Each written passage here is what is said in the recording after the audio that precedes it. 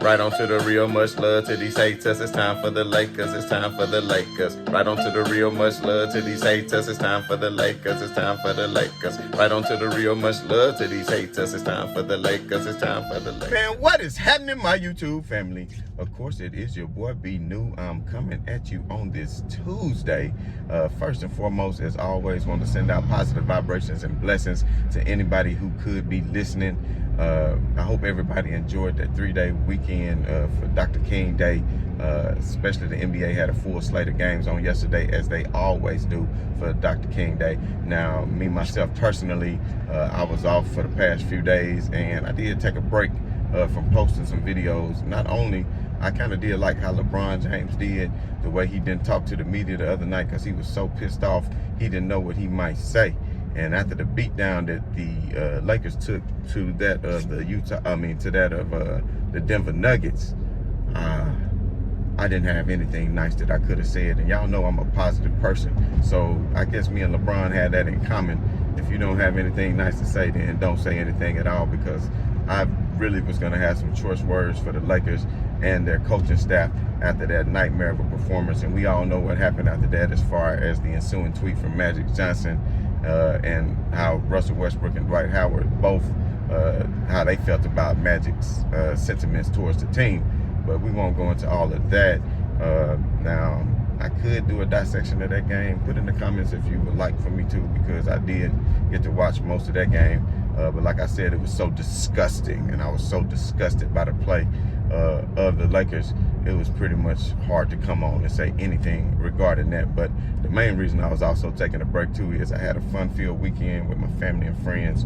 I was able to see some old school concerts. I got to see Boyz II Men and Genuine and Jagged Edge and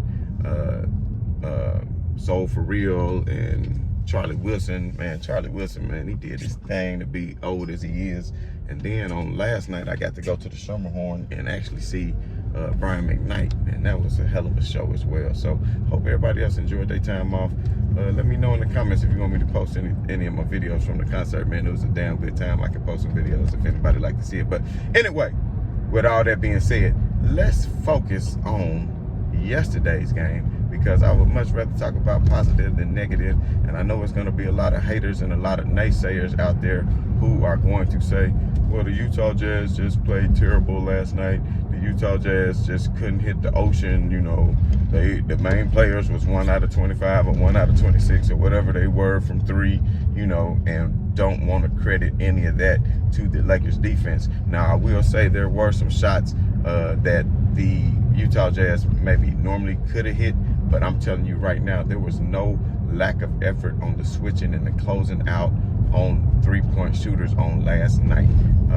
Not one time can I recall where somebody wasn't running at them. They might didn't get to them in time and they were able to get a good shot off, but they were running at them on every single play. Donovan Mitchell didn't even make 1 3-pointer. So right there, that lets me know that as a team, the Lakers played excellent defense, as far as Austin Reeves, Avery Bradley and company being able to shut down the backcourt the Utah Jazz on yesterday, except for Mike Conley, who had a hell of a game as usual.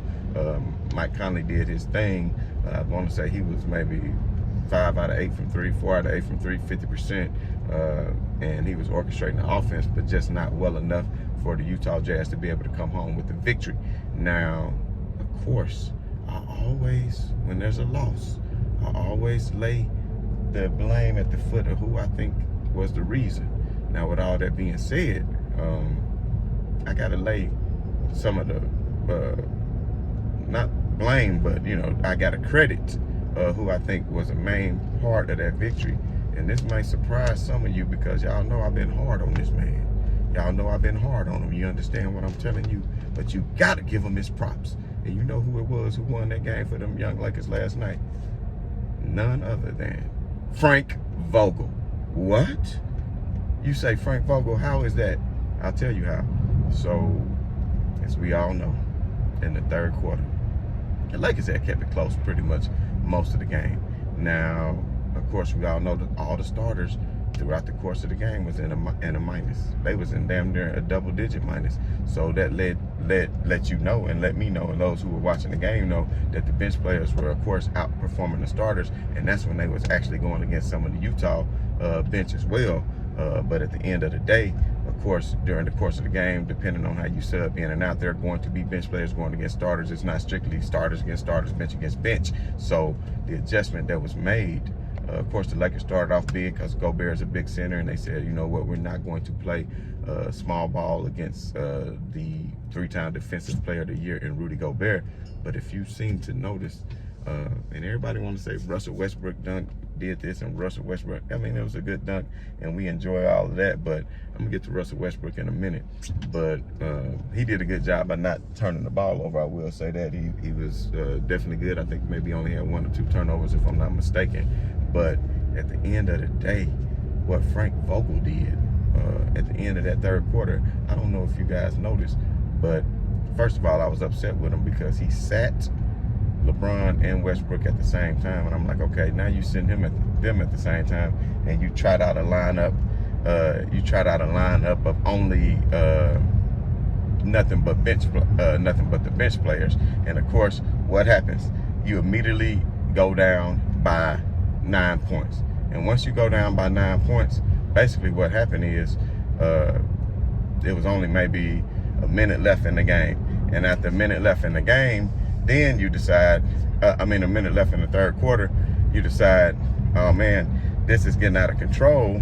Let me put LeBron James back in with the last minute or so, because once they went back down by 9, I think Frank Vogel was afraid to say, you know what, we about to go down by 12. We don't want to go down by 14, and then maybe there'll be no chance of coming back in the fourth quarter. So what they did was they allowed LeBron James to come back into the game and play with nothing but the bench players. And as soon as they did that, and if you look at it, all the bench players were plus. Malik Monk was plus like 15, Stanley Johnson plus 15, Austin Reeves like plus 13, even THT was like a plus 18. So when you're talking about the bench players, and people keep saying that the Lakers are old, the Lakers' young players are the ones that need to be the ones that step up, and are the ones who were stepping up. So when you had Avery Bradley, Trevor Reeves, and Dwight Howard in the game, the Lakers were falling behind. And when they had that lineup with Dwight Howard in there and going big, once Frank Vogel made that adjustment at the end of the third quarter, the reason why I got to give him his props is, the reason I have to give Frank Vogel his props is he stuck to his guns by keeping LeBron James in the game, starting the fourth quarter as he was going to do anyway. But when those young guys started to make a run, when it was LeBron James playing small ball, and of course that's the heroics of a one Stanley Johnson playing in there with LeBron, who were actually switching back and forth, taking the defensive responsibility of playing Rudy Gobert, is what really made the difference. Is what really made the difference for the Lakers. And Frank Vogel, he could have, to his credit, he could have brought Russell Westbrook back in with LeBron, at their normal time, and say, brought him back in at the 7 or 8 minute mark. But he only played Russell Westbrook for 3 minutes of that game. And I promise y'all, if Russell Westbrook had come back into the game sooner, I just feel as though the Lakers might not wouldn't have went on the run that they went on. Just because, Russell Westbrook, I don't know, his plus minus was not looking good, and he was just always doesn't make the smart play, especially down the stretch. And my case in point to that is, we all know at the end of the game, it wasn't the Lakers weren't up by a lot. They were only up by 5 with 50-some seconds left, and they secured a rebound, or either it was after possession. Either way, Russ starts bringing it up court. Just starts fireballing down the court. They was up by 5, I think, and it was still 20 seconds on the shot clock. So he got down the court. He fireballed down the court and got down the court within 4 seconds, right? Now, once he got down the court within 4 seconds, he just go up and take a shot. Now, if it's 50 seconds left in the game and you are up by 5, then you know the clock is your best friend. And I know people say, well, Russell Westbrook he only has one motor. He only has one thing, and that's go, go, go. Now, what if he would have went down there? Now, it's all fair and good. He went down there and made the shot, and I think got an M1. And now LeBron all bumping them, chest bumping, and they all happy. But think about it. Russell Westbrook was what? 5 out of 14 for the game? He was 5 out of 14 for the game, and that was one of the shots. So had it not been for that shot, he would have been 4 out of 14 for the game. So we all know the past 4 or 5 games, his percentage has been terrible. He's been shooting at like 28%. You know, he hadn't been turning the ball over. He did other things as far as getting people involved. But like I said, credit to Frank Vogel for sticking with his guns, and he saw something working. And sometimes as a coach, you're so used to get stuck in your ways to bring back in your starters or bring back in whoever. But that bench was making a run with LeBron, and I hope that that's something that they can see, you know, going into the future, that that lineup is a good lineup to have, especially once AD come back. You know, when AD is getting his rest, then you can have LeBron with the young guns like that, and then stagger the opportunity and have Westbrook with AD, because Westbrook with AD is a better combination than a Westbrook with LeBron, because both are ball dominant, whereas Westbrook can get the ball to AD in the sweet spots, because I've seen him do that time in and time out. But the main thing that the Lakers did was play great team defense. Like I said, they were really getting out to the ball. They was really getting to the weak side. The help was coming where it needed to come from. The pick and roll defense was pretty good. They were fighting through the screens much better instead of going under the screens. They was fighting through, staying glued to their man. Austin Reeves, I think, is a hell of an addition. I said once he came back, he was going to contribute great, and I really think he did. And for all the people who say, well, LeBron James can't play center, blah, blah, blah, you know, maybe back in the 90s banging up against a Patrick Ewing and a Shaq, of course not. But in today's game, he can definitely play all 5 positions, and I think he proved that last night.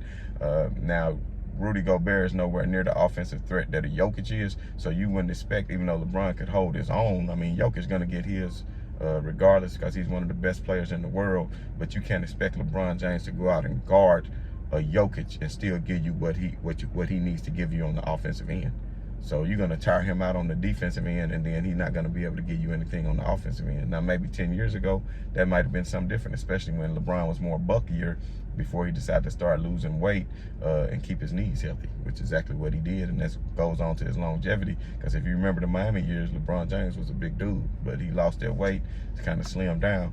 But anyway, him and Stanley Johnson taking turns guarding Rudy Gobert, and then the play when Stanley Johnson got up into Rudy Gobert in the paint and still made the layup. And I mean, he had already picked up his dribble, so he wasn't even allowed to dribble, but he just bodied Rudy Gobert and was able to still get the layup.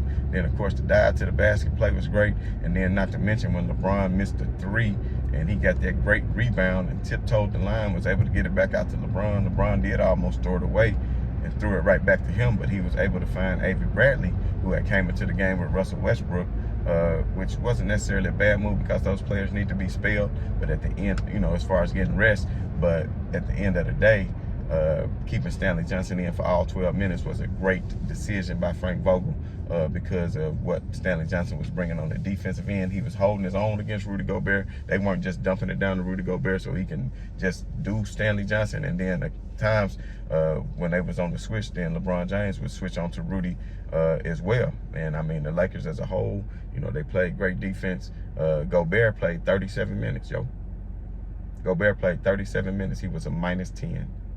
Mike Conley, I think, was their only plus that was in their starter. So if he played 37 minutes, regardless, you know, and Dwight Howard was a minus. So you got to think, when Dwight Howard was in the game against Gobert, Dwight Howard was what, a -10, -11, you know. But at the end of the day, LeBron didn't have his most efficient performance, but he shot what, he was 25.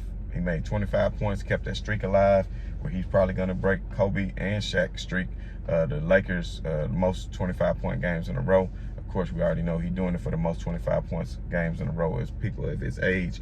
I wish he would have did better from the free throw line last night, especially the Lakers as a whole were 14 out of 23 from the free throw line. 14 out of 23.